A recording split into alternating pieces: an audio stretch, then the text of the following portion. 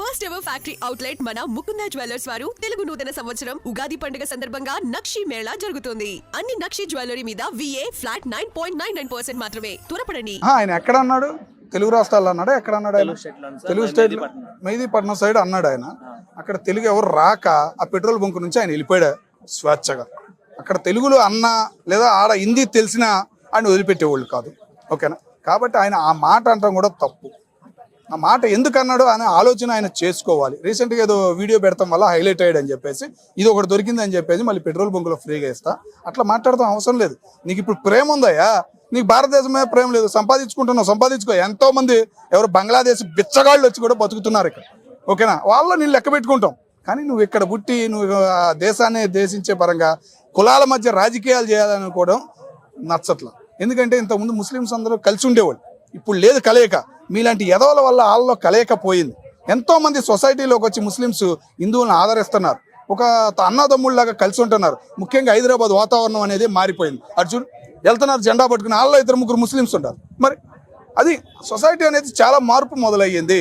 అట్లాంటి మార్పు విధానంలో మీరు మాట్లాడడం అనేది రాంగ్. ఇరాన్లో యుద్ధం జరుగుతుంది, ఎంతమంది పంపించారు? ఎంతమంది ₹1 పంపించేవాళ్ళు?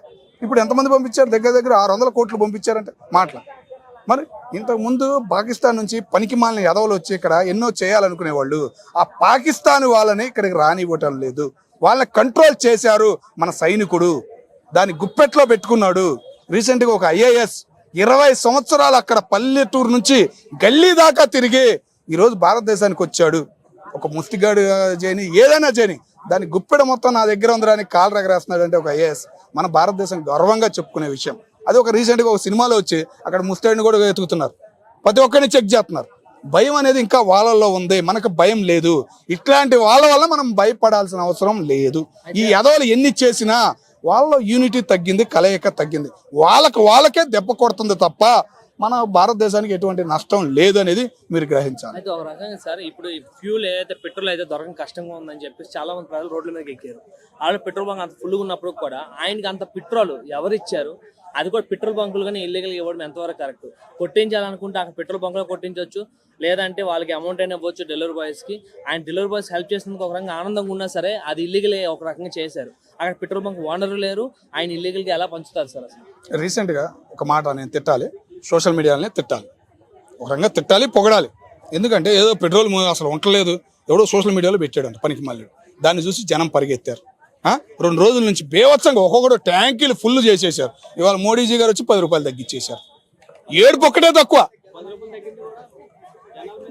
అన్న, జనాలకే తగ్గిందన్న ₹10. రేపటి నుంచి తగ్గుతుంది రేటు. నువ్వు చూడలేదేమో, రేటు ₹10 తగ్గుతుంది. ఇందా మా ఫ్రెండ్ అరే 4 డబ్బాలు పెట్టారు, అమ్మ ఏడుపు ఒకటే తక్కువ అని ఫోన్ చేశాడు. ఓకేనా? ₹10 రేపు మార్నింగ్ నుంచి తగ్గుతుంది చూడు కంపల్సరీగా, దానిలో నీకు డౌట్ అక్కర్లా. ఓకేనా? ఏంటంటే ఇలాంటి దెబ్బలన్నీ ఎదురవుతున్నాయి. ఇగో ఇప్పుడు నువ్వు కూడా ఇప్పుడు చెబుతున్నాడు, ఆయన అంత పబ్లిక్గా చెబితే రేపు తగ్గుతుందని చెప్పేసి ఇప్పుడు కూడా వాటర్ ఇచ్చే కొడుతున్నాడు. మరి ఇలాంటి వాళ్ళ వలన కొద్దిగా భయం అనేది వచ్చి ఏంటంటే ఒక రకంగా భయం ఆందోళన చెందారు. దాన్ని ఏంటంటే ఉపయోగించుకుందాం అని చెప్పేసి ఇట్లాంటి పనికి మాలిన వాళ్ళు ఉంటారు కదా కొంతమంది, చెప్పకూడదు వాళ్ళ గురించి, ఫ్రీగా ఇస్తా ఏదేదో మాట్లాడేద్దాం, ఏదో హైలైట్ అవుదాం అని చేసుకుంటున్నారు. కానీ వాళ్ళల్లో వాళ్లే తిడతారు అనేది గ్రహించాలి. అది ఆడ తెలుగు రాదు కాబట్టి ఆడు హిందీలో మాట్లాడాడు కాబట్టి ఎవరు పట్టించుకోవాలి. తెలుగులో మాట్లాడితే ఆడే ఇచ్చేవాళ్ళు అడిగి బూస్ట్ వాళ్ళు. ముందు కూడా కాంట్రవర్సీ చేశాను, చాలా హైలైట్ అయ్యి మేము రోడ్ల పైన రమజ్ చేస్తాం, మీరు ఏం చేసుకోండి అని చెప్పి ఎంతవరకు అలానే కాంట్రవర్సీ చేశారు. ఇప్పుడు ఇది ఇంకో కాంట్రవర్సీ అయిందంటారా? యూపీలో ఆయన ఉన్నారు యోగి గారు, తెలుసా నీకు? రీసెంట్గా రోడ్ల మీద చేస్తే ఏం చేశాడన్నా? చేసే టైంలోనే బూస్ట్ వార్లిక్స్ ఇచ్చాడు. అట్లాంటి ఆయన రేపు PM కాబోతున్నాడు భారతదేశానికి. ఆ భయం అనేది మొదలయ్యిద్ది. ఇంకా 1-2 సంవత్సరాలు ఆగితే 29 నుంచి ఒక చరిత్రగా మారబోతుంది భారతదేశం చరిత్ర. ఓకేనా? మార్చబోతున్నాడు యోగి గారు. బీజేపీ పరంగా చూసుకుంటే మొత్తం సీట్లు పెరిగినాయి, ఒక హ్యాపీనెస్లో ఉండారు. ఇలాంటి వాళ్ళని అసలు పట్టించుకోరు. ముఖ్యంగా ముస్లిం సోదరులు కూడా ఎవరు పట్టించుకోరు.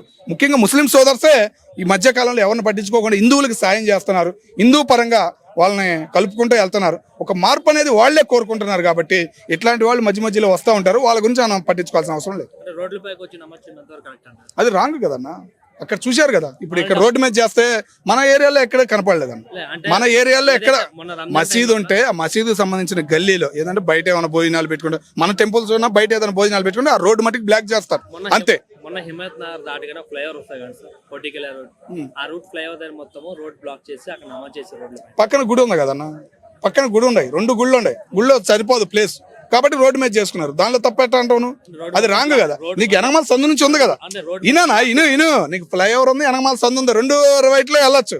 పక్కన గుళ్ళు 2 క్లోజ్ చేయాలి, ఒకటే క్లోజ్ చేశారు. నువ్వు క్లారిటీగా చూసేవాళ్ళు రోడ్ మాత్రం నడుస్తుంది తప్ప పైన ఏ వెహికల్ కూడా నడవడానికి ఇవ్వలేదు. ఏమన్నా మరి ఏ టైంలో చేశారు కానీ ఒక టైం అయితే వదిలేరు. కింద ఏంటంటే అది ఎప్పుడు ఆఫ్ చేస్తారు, ఇప్పుడని కాదు, గత 15 సంవత్సరాల నుంచి ఆ 2 మసీదులు లోపల చేసుకోవడానికి కుదరదు వాళ్ళకి. కాబట్టి రోడ్డు మీద అంతా స్వేచ్ఛగా చేస్తారు. అది బాక్సులు వేస్తారు, ఆ బాక్సులు వెళ్ళి కూర్చుంటారు, చేసుకుంటారు. అది ప్యారెడ్ గ్రౌండ్ లాంటి పెద్ద పెద్ద గ్రౌండ్స్ కూడా ఉన్నాయి, అక్కడికి వెళ్ళి కూడా చేయొచ్చు కానీ అంటే అంటే ఒక మాట అన్న, ఇప్పుడు శ్రీరామనవమి ఉంది, నువ్వు టెంపుల్ దగ్గర చేస్తావు కానీ అక్కడికి వెళ్ళి చేస్తావా?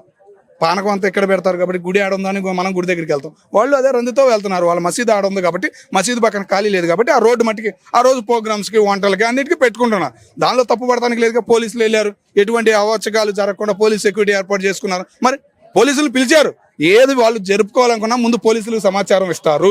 పోలీసుల దగ్గరికి సమాచారం తీసుకుని పోలీస్ సెక్యూరిటీ ఏర్పాటు చేసుకుంటారు. ఆ విషయం మీకు తెలుసో తెలీదు. మన హిందువులు పట్టించుకోరు. చిన్న చిన్న టెంపుల్ దగ్గర పోలీసులు రారు, వాళ్ళ దగ్గరికి మాత్రం కంపల్సరీగా చిన్న 100 మంది పోగైనా వాళ్ళు పోలీసులు సమాచారం ఇస్తారు. వాళ్ళ మసీద్ చేసుకోవాలన్నా ఏం ప్రోగ్రామ్ చేసుకోవాలన్నా పోలీసులు సహాయం తీసుకుంటారు. మరి అదే ఇచ్చేది రెస్పాన్స్.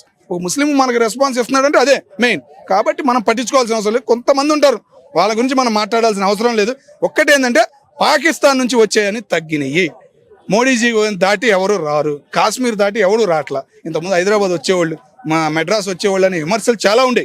రీసెంట్ గా విజయవాడలో కూడా 3 దొరికారు. ఎంత వాళ్ళు వచ్చి ఎన్ని రోజులు అవుతుంది? 4 రోజులే. ఒక పల్లెటూరు వెళ్ళేపటికి ఒక ముస్లిం సోదరుని పట్టించాడు. ఆ పల్లెటూరులో అంట ముస్లింస్ లేరు, నువ్వు వెళ్తావా ఆ ఊర్లో నీకు ఇల్లు అన్ని కొనిస్తావని అనేవాటికి అది డౌట్ వచ్చి పోలీసులు ఫోన్ చేసేపటి వాడు దొరికాడు. కాబట్టి ఏంటంటే ఒక సోదరుల పరంగా వాళ్ళు మార్పు అనేది మొదలైంది. వాళ్ళలో ఇంతకు ముందు ఉండేది కలయికి, ఆ నవాజ్ చెప్పినట్టు అది చేయాలి అది చేయాలని ఉండేది, కానీ ఇప్పుడు చేంజ్ అయ్యింది. వాళ్ళలో కూడా ఒక కొత్త మార్పు మొదలయ్యింది. మీరు చెప్పినట్టు పాకిస్తాన్ నుంచి రావట్లేదు కానీ బర్మా నుంచి బంగ్లాదేశ్ నుంచి వస్తున్నారు.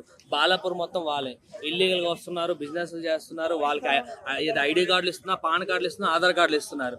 అదే కాకుండా సిమ్ కార్డులు ఇస్తున్నారు, మొబైల్ కార్డులు ఇస్తున్నారు, బైక్లు ఆటోలు కూడా వాళ్ళకి ఇస్తున్నారు డ్రైవింగ్ లైసెన్స్ లేకుండానే. ఎంతవరకు కాదు సార్? మీలాంటి సోషల్ మీడియా మిత్రుల వల్ల బంగ్లాదేశ్ వాళ్ళు అంటే తంతాం మేము ఇంత ముందు. మీ వాళ్ళు అంటే వాళ్ళం ఆ బంగ్లాదేశ్ అంటే కూడా భయపడాలా అన్న ఫీలింగ్ కలిగిస్తున్నారు మీరు. ఇట్లాంటివన్నీ పే చేసి బంగ్లాదేశ్ అంటే మన కాలి కింద చెప్పు లాంటి వాళ్ళు. పాకిస్తాన్ అన్నా కొద్దిగా భయం ఉంటుంది మన వాళ్ళకి కొంతమందికి, కానీ బంగ్లాదేశ్ అంటే కాలు కింద చెప్పు, పిల్లాన్ని గెలిచినా అంటారు. ఆ ఫీలింగ్ మీరు బాగుపడుతున్నారు. ఏందా వాళ్ళు చేసేది? వాళ్ళకి ఆ తర్వాత ఆ కూడా తెలియదు. ఓకేనా? మన బియ్యం అలవాటు చేసి ఈరోజు మన తెలుగు రాష్ట్రాల నుంచి ఎన్ని బియ్యం వెళ్తున్నాయో తెలుసా? రేషన్ బియ్యం మొత్తం ఆడికి వెళ్తున్నాయి. మనం రీసెంట్గా జనసేన ఆయన పవన్ కళ్యాణ్ గారు, నాదల మనోహర్ గారు కూడా పట్టుకున్నారు ఒక షిప్. మరి వాళ్ళకి తిండి అలవాటు చేసింది మనం. మన కింద వచ్చి వాళ్ళు చేసేదే ఉంది. మనల్ని ఏమీ చేయలేరు. బంగ్లాదేశాల గురించి అసలు పట్టించుకోవాల్సిన అవసరమే లేదు.